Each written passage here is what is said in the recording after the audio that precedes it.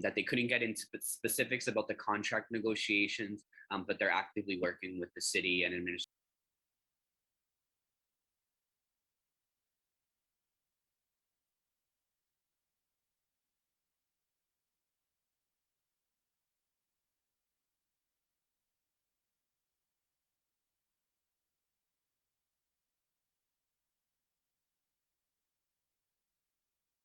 We'll find out later how it works out, but I think I've said before that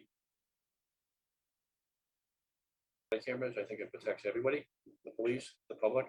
So it's just a matter of them coming to the table negotiation and try to work something out that will work for everybody. There's a lot of unknowns out there yet, so we'll have to see how this plays out.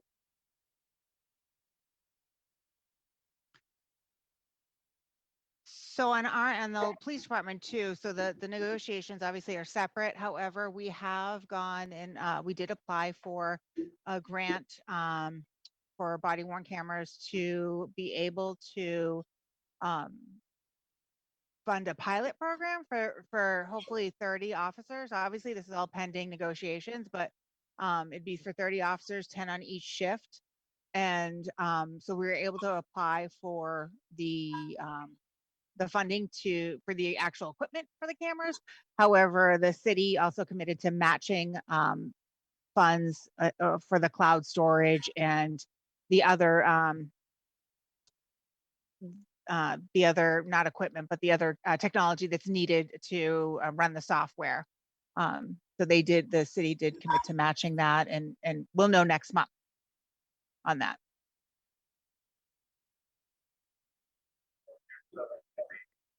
I think we lost Nader. Yeah, I don't know where he went. I know he froze, so he might. Back on. But does anybody have questions about that? No. Okay. I did get notified of our first body worn camera meeting with the committee, which I think is next week. It's going to be like anything else. It'll be a Zoom meeting. But there's 25 members. I'm always kind of like, what gets done when you have 25 members? But anyway, it's. Oh, here comes. Can you I'm sorry, Chief. Can you refresh our memory on the so you were asked to be on a committee at the state level, right? Yes. Yeah. So I represent police departments with a population of over 100,000, and then there's another police chief that has to represent the police departments of just over 50,000, and then the rest of the committee is made up of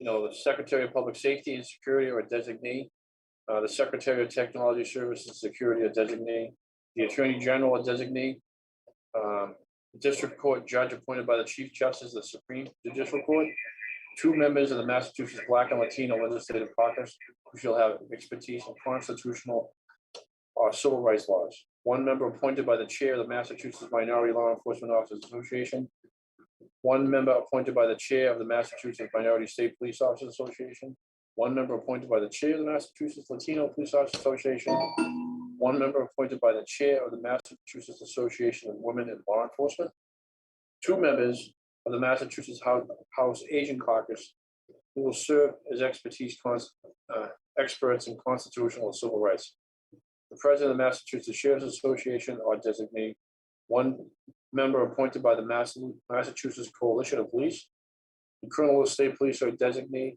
the president of the District Attorney's Office Association or designee, the executive director of the American Civil Liberties Union in Massachusetts or designee, and the president of the National Association for Advancement of Colored People in the New England Area Conference or designee, and then the president of the Massachusetts Defense Lawyers Association. Wow. Yeah, there's a lot of them. So it's once you start reading who's involved, I was a little nervous about what gets done when you have that many people. But then again, if this is going to be legit, then everybody's going to be able to say at the end of the day that they were involved in the conversation. And there's going to be a lot. It's going to be interesting. I have a lot of reading to do before next week. To try to come up with a model policy. When do we turn the cameras off? When do we turn them on? And everybody's got to agree to that. So that's going to be the challenge here.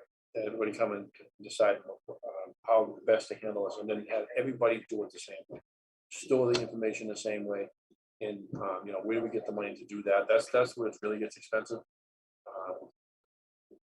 But we'll work through it. If they have a year to do this, we have to have 12 meetings, three or four, four or five around the state, so the public can kind of weigh in on what they think.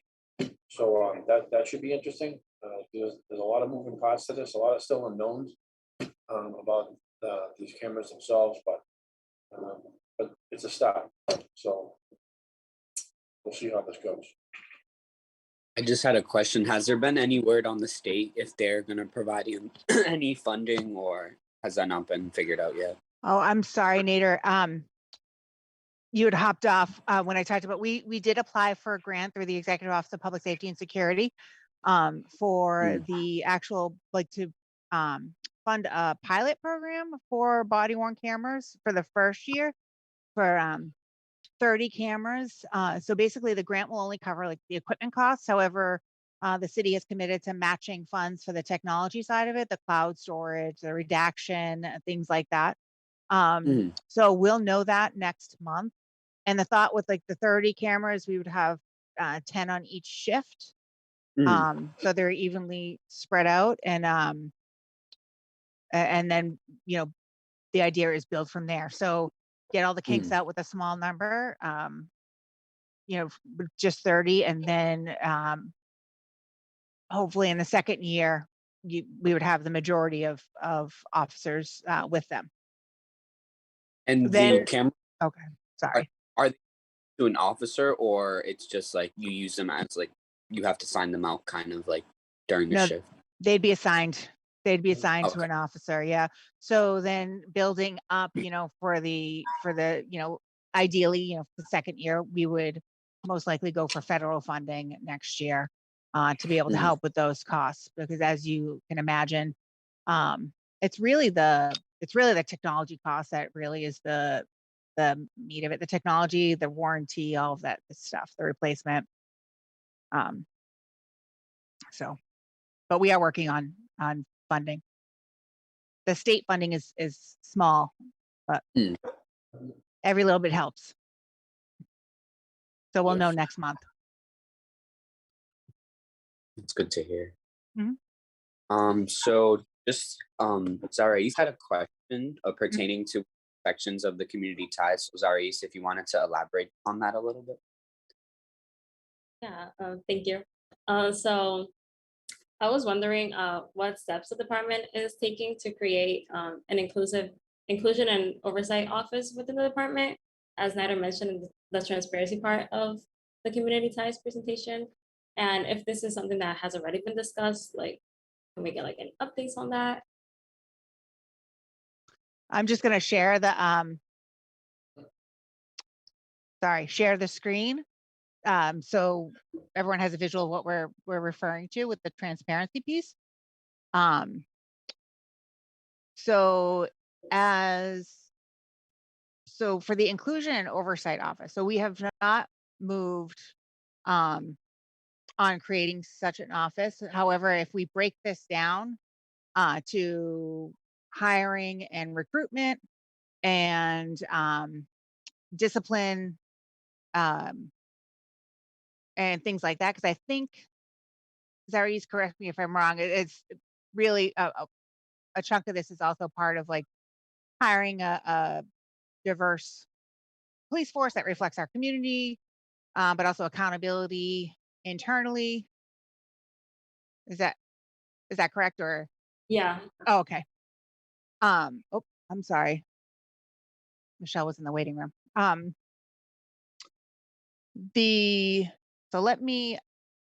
to unshare that real quick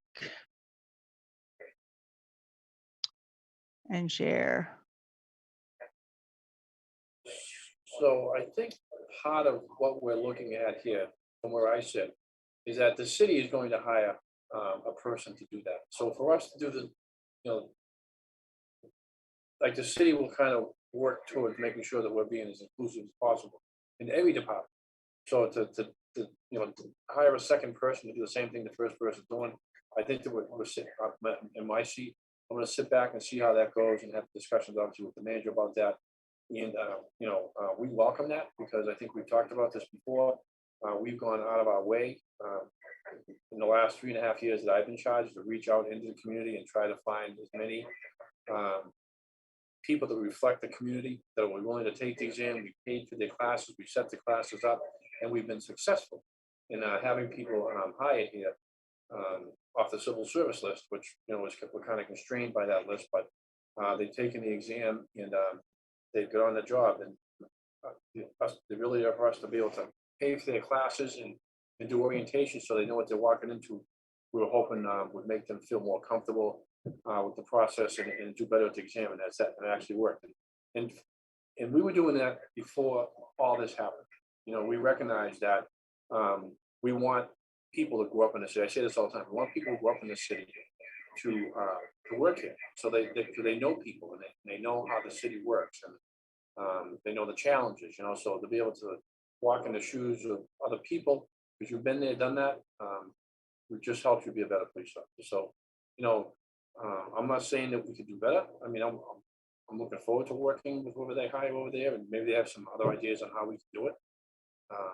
So we kind of, again, no one told us to do this. This wasn't something that all of a sudden, City Hall said we had to do it like that. This is something that we recognized. Me as a police officer in the city for as many years I've been there, this is something that has to happen. The transparency part, as far as internal investigations, again, there's union issues, there's rights that these officers have, but it's going to be very interesting to see how the post committee handles this stuff, because the post committee, as of September 1st, we had to send down all our current internal affairs investigations that have happened. By to get the time frame. By the end of September, we have to send all the officers that have left here to become police officers somewhere else. There's not many, but they just want to make sure, which makes total sense, that someone didn't leave this job, there was a problem child, and then all of a sudden end up in another job. And that's something that really needs to be looked at, because that's what happens a lot down south. People move from job to job to jobs down there. It doesn't happen as much in the Northeast because of civil service, and I think the pay up in the Northeast is probably the highest in the country. So you retain your officers longer. They're highly trained more so than anyone in the country. So what the post committee, when they get these complaints, I had the conversation today with Deputy Golden. So it's going to be interesting to see how they handle as far as public records requests, as far as I think the media definitely want to see these cases, with news. So that's just another thing that we're going to have to see how that plays out. And they were getting off to a slow start. Even when we did a test email to make sure that we were sending all our internal affairs cases to the right place. We didn't want to go into a black hole. It took them 8 weeks to respond back to our email. And then even then, they were kind of like, well, we really have no staff yet. So this whole thing, which is a huge, huge undertaking to try to have one agency control every PD in the state, is like, this is something that takes years. It doesn't happen overnight. So I think we're going to be taking baby steps here, but in the meantime, we're going to continue with what we know is important here: body camera stuff. We're trying to diversify this police department and properly handling investigations with our people. We have a saying here that as long as we're fair, we'll be fine. And we've had to discipline some people over the last couple of years, but there's also a mindset that if there was something that happened that could hurt somebody, that the public would definitely know. But sometimes you have to be able to. I don't want you to think this the wrong way, but people make mistakes. There's a difference between a mistake of the head and a mistake of the heart. So if someone makes a mistake of the head, then we correct that, and you might be disciplined, it might be training. If it's a mistake of heart, that's the whole thing change. That's like police brutality, anything like that would be a whole game changer. So we're not going to let, believe me, we are not going to let one person ruin our reputation or jeopardize our public. That's my job to make sure it doesn't happen. But obviously, other places have not done that, and that's why we are as far as the post, and all that stuff will come up. So it's going to be interesting. I think there's definitely some pluses to it. And, as long as you have the right board, and I think I mentioned this last time, I think that the people that they appointed to the board, I don't think give them enough staff, but they're very smart. I think this is gonna be a good one. So as long as you're doing the right thing on this job, you'll be fine. You say that all the time. So we're not doing anything wrong, and we don't have to worry about the post. So that's kind of the conversation we've been having here. Sorry. Can I just touch upon a few things? Yep. First, can people see my screen right now? I can. Or- You can, okay. I do want to touch upon the civil service test. So we have the last 2 civil service tests with the Chief Richardson. We've been able to do this. Like the first time we did them in person, open houses, and in person a prep course, you know, for people taking the test, Lowell residents taking the test. And then this last year, we were able to do 3 open houses via Zoom. And then the prep course was via Zoom as well, but they were all well attended. But one thing in addition, so now that the post commission is starting to get up and running, what we've heard is that the civil service test used to be every 2 years. Now it's going down to once a year. So this can be good and this can be not so good, because usually the second year of the test, we're able to reach down and those individuals that maybe not good, you know, might not be good test takers. I was never a good test taker. We were able to reach them that second year of the list. Now, though, going to every year, we won't be able to do that. However, we're working towards starting a cadet program. We did. I mean, this is like everything, costs money. We did apply for funding, federal funding, to start a very small cadet program, and it's for, I believe, it's ages 18 to 22 or 24. I don't have the information in front of me right now, but it gives us an opportunity to recruit diverse individuals, City of Lowell residents interested in becoming police officers, and having them work throughout the department. You know, while they're still in school, maybe they're still in Middlesex, maybe they're still in UMass Lowell, but being able to hire them for various positions and giving them some experience and insight to the various departments within the or various units within the department. That will be another tool for us to help increase the diversity of the police department. What's interesting right now with our diversity is I recently, and things have been a little crazy, so I haven't even had a chance to talk to the chief about this. So I recently took the current list. So we have 232 sworn officers. And right now the breakdown is as follows. So we're 75% white, 15% Hispanic, 7% Asian, and 3% Black African American. So when you compare that to the census, the 2020 census, so obviously white, we're above the census by 14 percentage points approximately. For Black, we're below by 5%. For Asian, or I'll talk about Hispanic. For Hispanic, we're below 3%. For Asian, we're actually below 16%. So, and we are always looking at that to see how we compare, because ultimately, ideally, what we are trying to do is to be a complete reflection of the community. So, looking at race is one thing, looking at gender is another. And if you look at the the difference in, you know, male and female, we're at 91% male and 9% female. And as you can imagine, and as the 2020 census, it which I thought this was interesting, but I got this on the census website, it says 50-50. So for the 2020 census. So we're really off on, you know, the reflection in gender. So these are things that we look at, though. They look at on a regular basis to see like what are our next steps for outreach? How are we going to get more information out there, get more recruitment out there? I think it might be easier, a little bit easier once we're able to do more things in person again. But we're already working on something with housing. Go ahead, Malika. Just one question. So how do we compare with other cities that have a similar background as we do here in the city of Lowell? And then number two, does the committee have any ideas on how to get or to reach a more diverse population, and getting other members of the community interested in becoming or taking the civil service? You know, I think one of the barriers that we always face is that we always hear in the community that, you know, the police department really needs to reflect the community.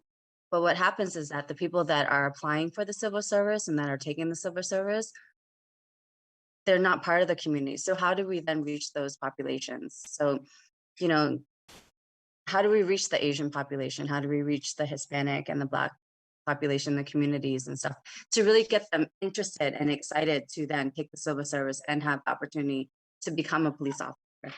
Those are one of the things that, you know, I always, and we've talked about before when we've had community meetings, you know, is how to get people wanting to become a police officer, you know. So, and now that the civil service now is going to be once a year, is not, you know, they don't have to wait 2 years to take the civil service. You know, this is an opportunity for us to really engage the community, and really start to recruit and get the younger population interested in becoming officers. So how, you know, I would like to hear your ideas. I mean, we go to a lot of community events, we go to a lot of community meetings, you know, we're always promoting the Lowell Police Department, and trying to really engage with the community, but our community is not applying for civil service. So how do we get them involved and interested in doing that?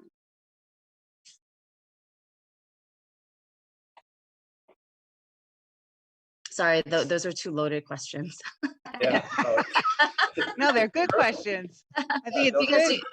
you know, because I mean, that's the reality of it. When we do that, you know, the more that we do outreach and tell people to become officers, and that, you know, you don't have to have a college degree to become a police officer, to take a civil service, but, you know, it's almost like the Army and the military, and how to recruit students and stuff like that. Like how do we then really get them excited to become a police officer, you know, especially in this, you know, day and age of things that are happening. Mhm.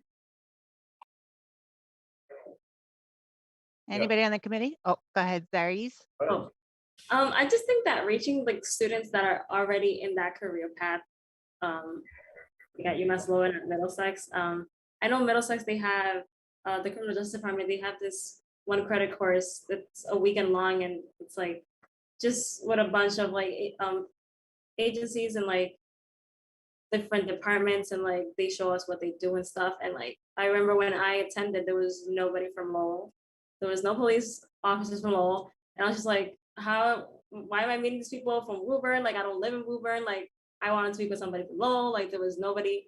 And that was just a huge problem, because like most of us live in Lowell. And to have people come in, you know, and it was awesome. It was cool. Like they were showing us stuff and we learned a lot, but nobody was from Lowell. So I think that starting with the students that are already on that career path, that's where it should be started. Right. I don't Can know what class you're talking about, but it's the first I've heard of it. I know we have a relationship with UMass Lowell. We were this close to having our academy run through that school, so we've had that connection with the students. And then COVID hit, and I'm hoping to get back to that before, you know, hopefully after this wave. But here we are coming into the fall, and you know, we're going to be graduating academy class and then start another one in the spring. So I'm hoping that maybe we can get something going then. But we definitely had some interest up there. But I know what you're saying. I don't know why. You know, they should have had the presence of mind to reach out for us, and we definitely. I mean, we have a partnership. So I don't know how that all happened, but I want to find out. Maybe you can provide Mary Ann with the name of the class, and I'll think of Paul tomorrow. Yeah. But you're right. Yeah. All police officers there. Well, that's the fourth largest police department. Never mind the schools here in Old. So I don't know what happened there. I don't know where this person was that was teaching the class. Maybe they're from Woburn and they knew Woburn Pub, so they just didn't bother going above their pay grade to ask the administration at the college, Jackie Maloney, whoever, that, can you call the chief or get someone involved? We were right on that, because that's an advantage for us to be able to talk to these kids. So I'm definitely gonna look into that. Can I just ask a clarifying question? Did you say Middlesex or UMass Lowell for that one? Middlesex. Oh, Middlesex. And well, the interesting part too is that for the last several years, we've also had an officer assigned there. Right. Yeah. Yeah. So if you could send me the course name and information, if Professor, that'd be great. and the one that runs it, so you can talk with her. Yeah. That would be great. Thank you. Thank you. Because that's like, I mean, that's exactly something that we'd want to do. Mhm. And I know through the last Zoom sessions that we did with the recruitment in 2020, we did reach out to both Middlesex and UMass Lowell to get the information out on the sessions to their CJ majors. But hopefully now in the 2021 and 2022 school year that we're in right now, we're going to be able to do more in-person recruitment. I know Middlesex used to have, like a fair. I know the high school has a usually job fairs, and UMass Lowell usually has something as well. And I know So- Malik is. Oh, go ahead. No, so I know that we're already signed up to be at UMass Lowell. I mean, we've there you been to UMass Lowell the past number of years. Yeah. But I've never heard anything from MCC in regards to having like a job fair or anything like Oh. that. So I would definitely like to, be included in that email as well. So Yeah. if MCC does have like a job fair or like an informational career fair, we would definitely like to be involved. I mean, we're definitely involved at the high school. We go there for like their college nights and stuff when we were doing the in-person stuff. We've been at UMass Lowell. We're going to be there again in November for their career. So we're definitely out and about and trying to recruit the students, but definitely MCC, we will be there if we know about it. Yeah, I'm pretty sure they do have, well, I think they do have a career fair or something going on. I'll find out and I'll forward that information to y'all. Awesome. That'd be great. Thank you. Thank you. I know Malik is in the process of also like this is very new, so nothing's planned yet, but something with Lowell Housing Authority. And their Jobs Plus program. So and other opportunities as well through housing for recruitment and informational sessions and stuff like that. So, but we're always open to suggestions and ideas from the committee and the community as a whole as to what else we can do to increase the recruitment. No, definitely. Like anytime there's a festival event, Mhm. if we can be there, like we'll be there. We have a number of back to school events. We have a number of like touch the truck events that are coming up this month. So, we really do try to get out there as much as we can, especially now when people are doing in-person stuff. Last year was a little difficult. Everything was on Zoom and stuff like that. But now if we're still able to do in-person things, I mean, that face-to-face interaction is so much better. But if we can be there, we'll definitely be there. So if with anybody on the committee, if you guys hear anything in the community, you think that the Lowell Police Department should be a part of, please let us know. I mean, we're going to be Saturday, they're having like a block party over at the North Common. Officers will be there as well too. We like to be as present as much as we can, especially in the different communities. We want to have people really recognize our neighborhood police officers, especially since Lowell is separated into 3 different sectors. So we like to try to get them out there as much as possible. And especially, I mean, on that note, I'm sorry, I don't mean to take up any more time, but if any of you would like to host a coffee with a cop, please do. Please contact me. We can definitely schedule it. We had Pastor Cecilio do one at his church in August. We had Michelle do one at her business at Yuntas a couple of weeks ago. So we're definitely up for those types of things in person. So just let me know and then we can work things out according to details and stuff like that. Monica, do you mind putting your email in the chat so I could probably get like student government to do one with all of our senators and Sure. probably the public as well too? Yeah, and I know that we've partnered with UMass Lowell to do Coffee with a Cop as well Mhm. too. So we'll definitely, if you guys want us there, I did just drop off their banner. UMass Lowell made a really nice banner for Coffee with Mhm. the Cop, so I just dropped that off to Jeff over at the UMass Lowell police a couple days ago. So yeah, so we're up for like any meet and greets and stuff like that that you guys want to do. I mean, that's part of what we'd like for you guys to do with us, is to be our spokespeople and, you know, and get us out there to wherever you guys think we need to go.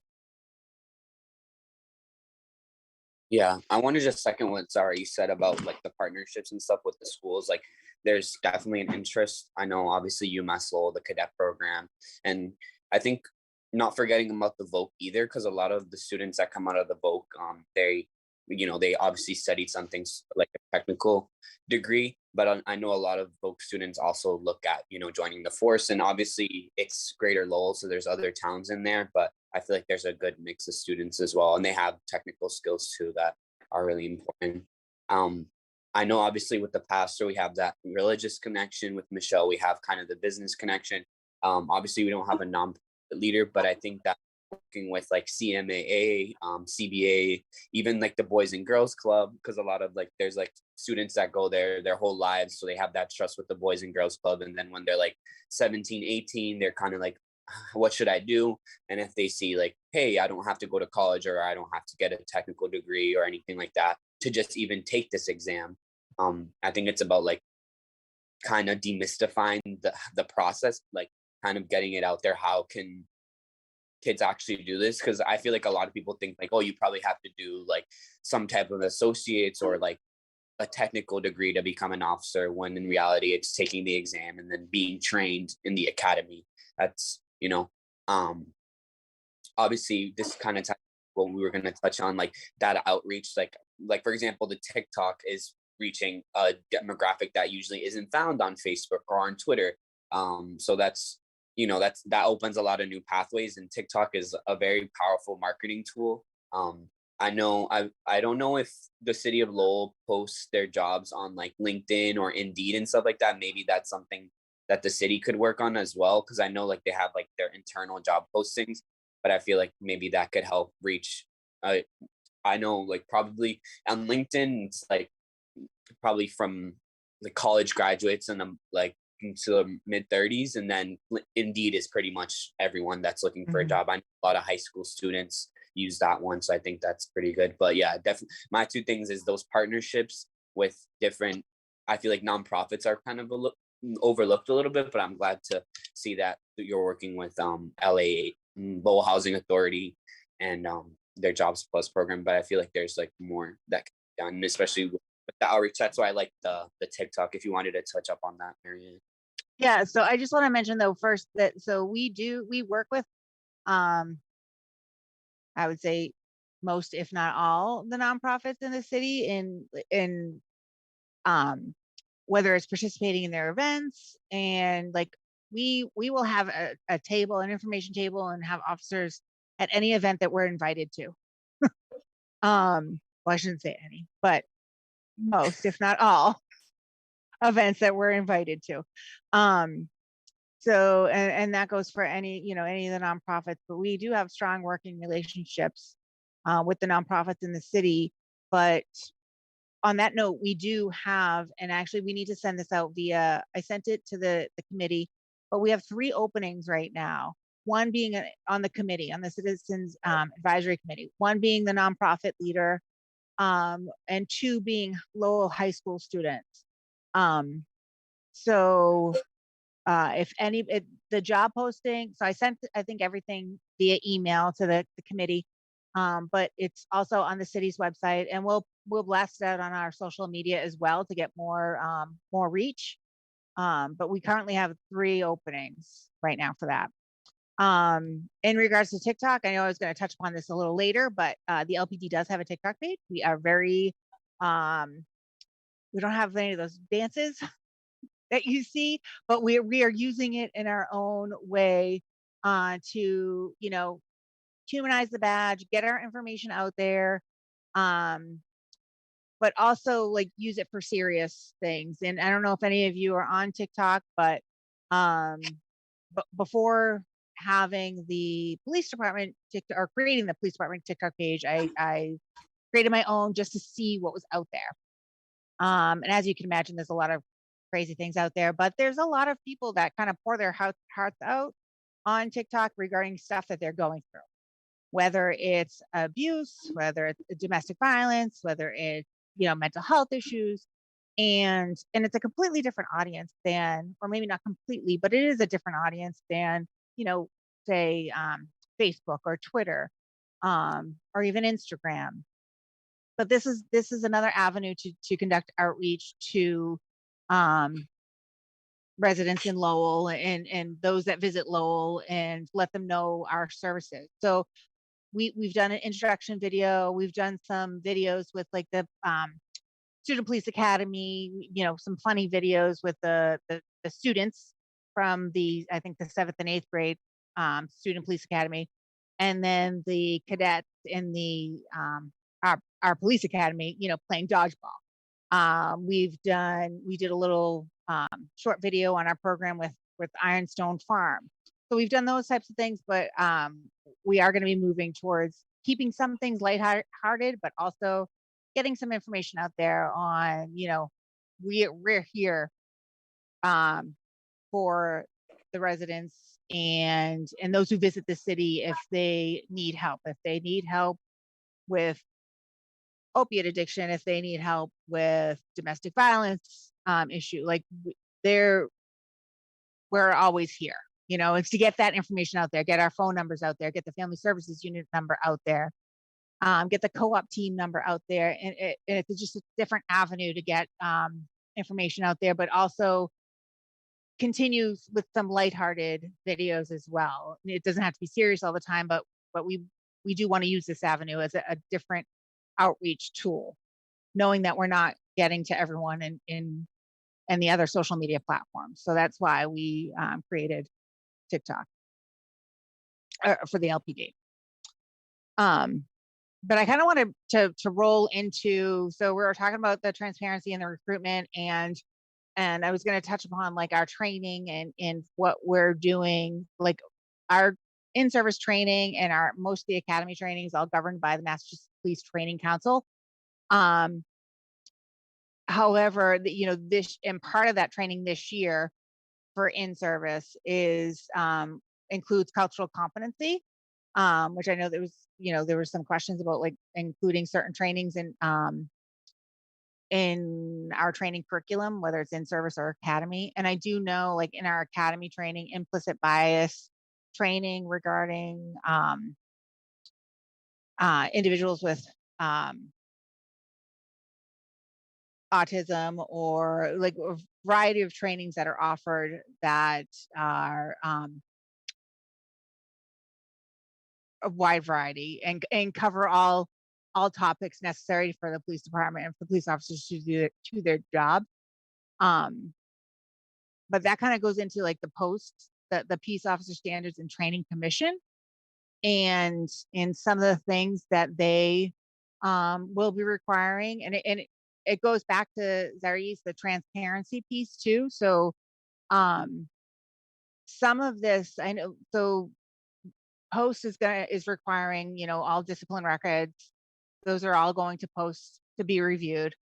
The date was September 30th. However, the thought is that is probably going to be pushed back because they don't have the information yet exactly how they want to receive all of the records from police departments. But our professional standards unit is ready for it. All of our training records have been sent to the Massachusetts Police Training Council. All of our in-service training, firearm CPR, academy dates, all that has gone to the training council. And this is all, and I don't know, so for those of you who don't know, so the Post Commission is charged with creating a mandatory certification process for police officers, as well as processes for decertification, suspension of certification, or reprimand in the event of certain misconduct. So they have put certain things in place. They are in the process of putting certain things in place where, discipline records get sent to them for review. they're requiring certain trainings. One of the trainings is for school resource officers. Our school resources officers are set to go September 20th and 21st. So they will be, they're set to attend that training in a couple weeks. So I kind of want to, and they're in the process of doing a bunch of things. They actually just updated their website too with even more recent post commission meeting minutes and such. And a lot of what they're discussing right now, a lot of them is all use of force standards. It seems to be the topic of conversation in their meetings, that they're from what we can see online. But from our standpoint right now, this is we're up to date in everything that we need to do, and we are ready for when they're ready to receive the additional information from us regarding discipline or regarding complaints or anything like that. So I know we wanted to touch upon like where the post committee, but that I think goes back to like the transparency and getting all that. It's another set of eyes that are going to be reviewing those records as well. So not just internally at the police department, but now the post commission, who is made up of a variety of individuals, non-law, mostly, or I think a mix of law enforcement or retired law enforcement. I don't have the list in front of me, but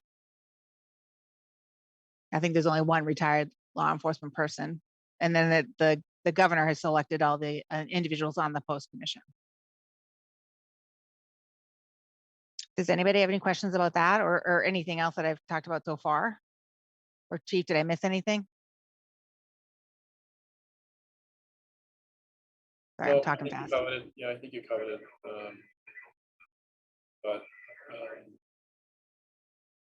Yeah, I just think it's going to take some time. It's a huge undertaking, and they have to put a staff together. And so I know that we're ready to send that stuff. I thought Renee sent it the other day, but I know that the confusion was that over the email, they didn't answer. It's like no one was watching the email. So everyone was afraid that we don't want to send us into the black hole. So my belief is that they have them, but we'll verify that again. Renee. Oh, sorry. You know what? The last time I talked to Renee too was last week. Yeah, no, we talked out here because okay. So every 2 weeks I'd be like, "Are we ready to do this?" Because I don't want to be the PD in Massachusetts. This doesn't make the ball down there. You know what I mean? Because we're in a good place here, and I want to make sure we have a good relationship with the post committee. And I don't want to even think for 1 second that we're ruining it. Because I think they're gonna have a lot of other places to look. Sorry. Did I cut you off, Chief? I'm sorry. No. The only other thing too is that I just wanted to touch upon, this was talked about a couple meetings ago. The translation of our citizen complaint forms, they have been completed. They're actually currently on the LPD website,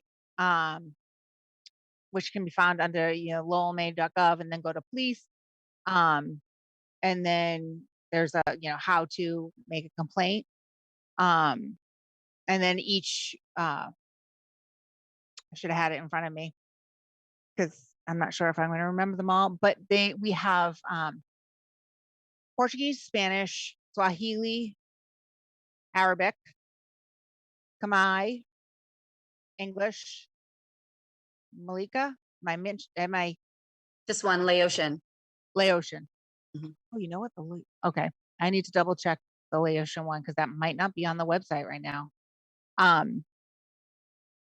So originally we had 3 translated, and then we added Swahili, Arabic, and Portuguese, I believe. Yep. So I do need, so right now they're on the website. We're going to push them out via social media, LPD social media. I'll also send copies to committee members, to the committee. And I do want to say, and we'll put this out when we put it out on social media as well, that we have our, well, first of all, thank you, Malika, and our part of our community partners that helped us get these translated or helped translate these for us. And I hope I pronounced their names correctly, but Adnan Al-Maliki, yeah, Arabic interpreter and translator, and then Lowell Community Health Center, Cambodian Mutual Assistance Association, Massachusetts Alliance of Portuguese Speakers, and Giovanna Ramos, the Spanish interpreter and translator that did it. They helped us translate all of them, which we are grateful for. And we really appreciate their time and commitment to this. So we do have hard copies at the front desk right now, and I just need to get them all organized in folders for the downtown and Centerville and Highlands. Mary Ann? Yep. We get some thank you letters out to them for helping Oh, us out sure. today with the with our award ceremony. We already wrote those up this afternoon and sent them out. So we can do that for them. I'd appreciate it. Oh, yeah, definitely. Malika, you and I can talk offline on exactly who they should go to at the organizations. Yes. Thank you.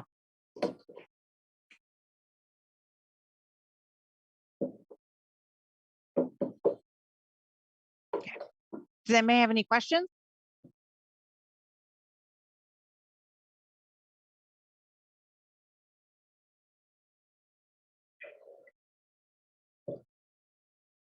If no one has any questions, I just wanted to take this time to kind of discuss what next steps we wanted to take.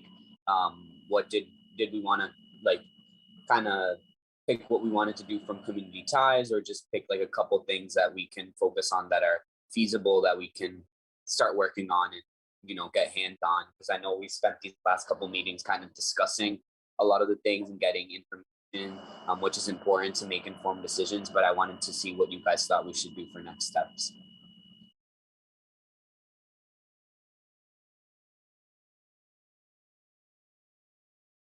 Does anyone have any ideas?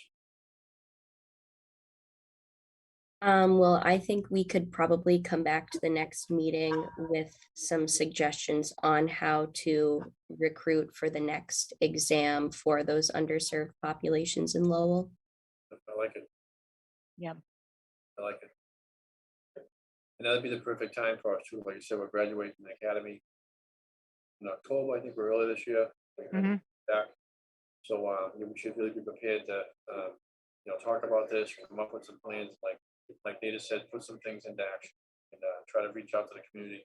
Hopefully this COVID thing subsides at some point, and we can you know, get out in the public meeting. You guys can help us with that.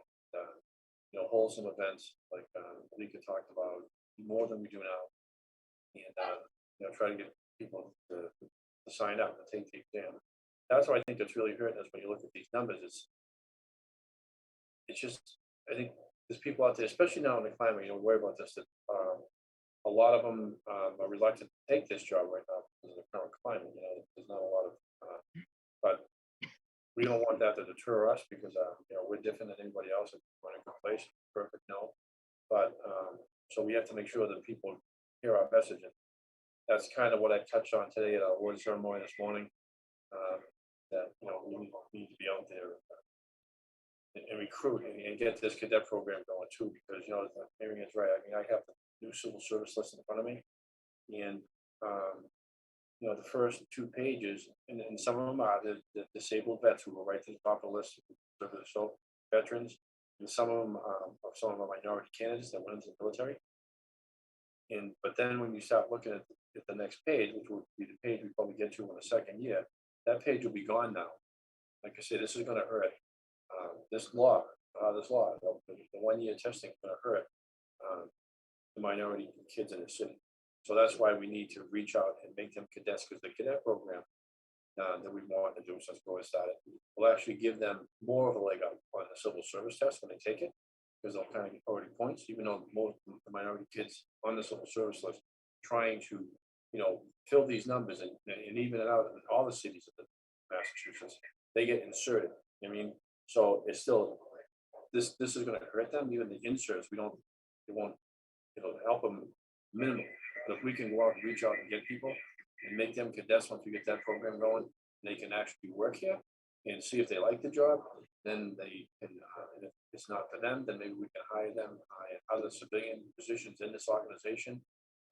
You know, with the language skills, whether it be dispatch or numerous jobs, attention, records, you know, things like that, you know, because, you know, this job is just sometimes not for everybody. We want to make sure we pick the right people regardless of what we do, because all it takes is one bad actor to ruin it for everything. So, so it's going to be a process. I think the sooner we get out there, like they just said, get something around, get this moving. Just a So question, and then go Freddie. I also had a question. So you're saying that you want to establish this cadet program not only so that members of the community can get the experience, but how would you ensure that they would be able, how would it affect the civil service list? Because they would still have to take the civil service list, Right. So, and their name would be a certain rank still. right, but if you do the cadet program, they've been doing the cadet program in Boston PD. That's how they reach out to their community stuff. They've been doing it for a long, long time. And the manager and I talked about this when I first got sworn in, and you know, we had everything in line. So civil service will recognize this cadet program and the benefits of us having these people, you know, work in the police department, learn how we operate, learn the do's and don'ts even before they get to the academy. And it's like the only time, unless you're a veteran, that they'll give you actually points. And tell me if I'm wrong, Mary, but this way I understand it, that it would enhance you as far as your chance to be on higher up on the list. Like you're almost like guaranteed to get the job. So that's why we're doing it. You know, especially now with lists only 1 year old. So when, you know, say we have someone that's on the second page, you can't quite get to the front page, whatever, like is not a great student, or I know a lot of great students who get nervous when they take an exam. I mean, it happens here all the time with promotional exam, people study, and then they walk in that room and they just fall, you know, so, and they'd be good cops, you know, I mean, so those are the kids we have to help, and that's what we've been trying to help. That's why we're running the classes, like we talked about, not being long-winded, but it's like, we're trying every different angle to try to get our young to come in, take this job, be the future of this department.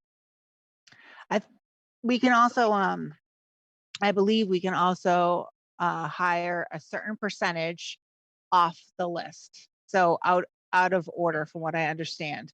So That's what I was trying to say. Yep. yeah, so and it depends on how many total we're hiring, but it would definitely be a percentage, and I don't have that percentage off the top of my head right now. But we'd be able to hire a few candidates off, like off the list, basically, without out of order. Sorry, out of order. And it's actually a huge advantage for us too on many fronts. And Yeah. see, like I said, you know, more reflective of the community. But also, again, this job is not for everybody. So now you get to see what this particular person's work ethic is, whether they really, really, really want this, and that will shine through before they even get to the civil service exam. Like we just had someone from the academy that we wanted to, but they just wouldn't participate. And we spent money. He was getting paid every week. We paid for his uniforms, all this stuff. Within 4 weeks, he just like was disrespectful to one of the instructors, refused to participate in different programs. And basically, he had to leave. He wasn't going to make it. So it was good that we found out then. But again, we went to, you know, spend money on this particular individual. So I think that's another advantage of having this program. You know, it'd be fair to us and to them that we're going to be able to see if this is what they really want to do. You know, shift work. You know, a lot of people think that this is like TV and everybody works during the day. It's like, no, people work weekends here, people work midnights here, and it could be there for a considerable amount of time, depending on how the hiring process goes and you increase your seniority. But you know, some people don't like going to work at 12:30 at night. You know, and working until 7:30 or 8:30 in the morning. And they, you know, they'll learn that when they're in the cadet program.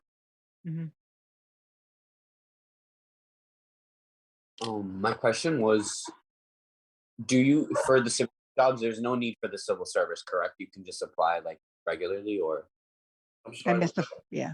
I'm sorry, Nate. for the for the civilian jobs, is it civil service too, or is it?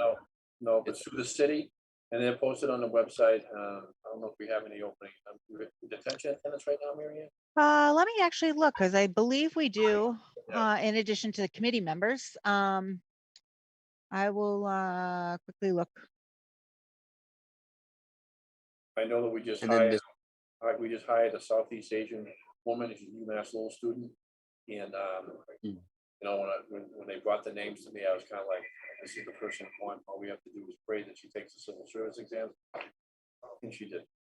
And she's pretty high up. So we're hoping we're able to get her. So she'll enroll in here. You know, maybe next academy class, we're going to take her from being an attention attendant to in the academy. That worked out so far. So that's what we kind of do. So we are hiring. The big one right now is crossing guards. We need crossing guards for schools.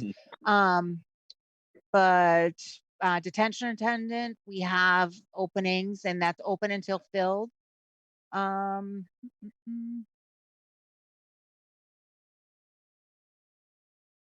fire department is I know not the police department, but the fire department is hiring a grant writer, administrative support person. Sorry, I'm looking to see. I thought we may have had per diem dispatchers we're hiring as well. That's also open until filled. But there are actually quite a few jobs on the city website right now. And that's all I see right now for the police department. They're not looking for a police chief.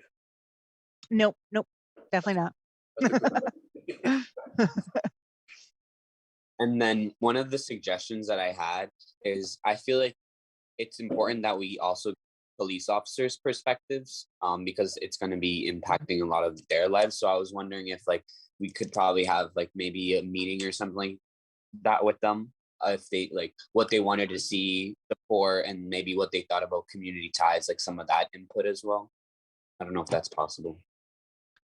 Yeah, let me think about that. I know there's gonna be people here that would want to do it. We could find them. You know, it's funny. Again, this is a paramilitary organization, so like they're so used to like, you know, toe the line, as you say, because you obviously have to be that way. But I do want to hear myself, and I think you're right, Nate. I do want to hear where they think we need to go, and I made a commitment to do that when I was sworn in. I got to, I still listed over there. I got to the area 75 or 80% of 75, 85 people right around there, and there's like 250. So COVID hit, and that put the brakes on that. So, but we can talk about that. You know, have some officers on. I can think of a couple right off the top of my head. Marion, probably think of the same people. Very open, and yeah, let's think about that data. We'll talk about it. Yeah, I just felt like that was good because when you like have a participatory, I guess, kind of like you're trying to do like a reform, I feel like it's important to include all sides, even though, you know, we're kind of meant to help them, but it's also how can we help them if we don't know what they really want? We don't want to impose something.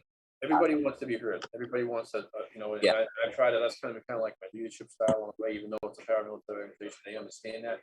But if it's something that we can do, that benefits them and benefits the organization, then absolutely. I have to go back through my notes, but I think we, you know, there was some training that they wanted, equipment they wanted. I'd have to go back. I think so much has happened over the last 3.5 years. I think that, you know, that training tool that we have over the training center now for de-escalation and firearms training, all that. That's, you wait till you see this. We're gonna have you guys go over there with us at some point. It's unbelievable, unbelievable. I just get sent a newscast because Burlington PD had. I didn't even know that. So real life. It's. I went through it the other day with Deputy Goldman. You really feel what it's like to be in those situations. You know, and then gives you the chance to actually talk to the, because you're in a 360-degree like a movie theater, and they can change all kinds of scenarios at a moment's notice. But that's some of the stuff that we recognize we need to change 3.5 years ago before all this stuff happened. So at some point, we've already talked about, we definitely want the advisory committee to go through it. Made it. See it. Go get Puppy. So anyway, yeah, we can get some people in. If you go through my notes tomorrow, see some of the things that we did for the offices that we could do. We couldn't buy a helicopter. Yeah. I suggestion, I said, "Oh, helicopters cost a lot of money and they cost a lot of fix." But anyway, Sorry, I muted Malika because she didn't realize she was on mute. that's okay. But yeah, I think Good work. running through the virtual training with the advisory committee, we weren't quite ready to do it just yet, but hopefully in the next couple of months, we'll be able to run committee members through scenarios. And I actually had an opportunity to view it. I didn't go through a scenario myself, but I viewed it, and it is eye-opening, and I feel like my eyes were open before, being with the police department 14 years, but obviously I'm a civilian. I've never been, sworn police officer. I think viewing this it's eye-opening, and I think going through it would be even more eye-opening.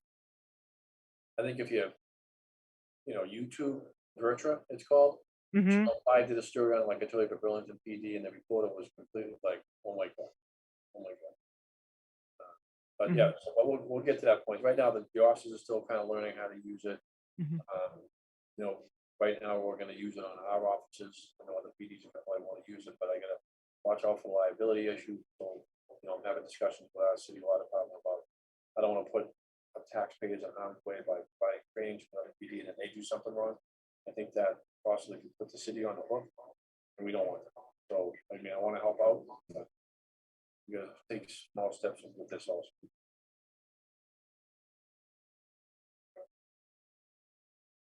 So I think that we kind of come to the conclusion that for next meeting, come with like anything you want to see from either community ties or any of your personal ideas, so that we can have kind of sort of a brainstorming session.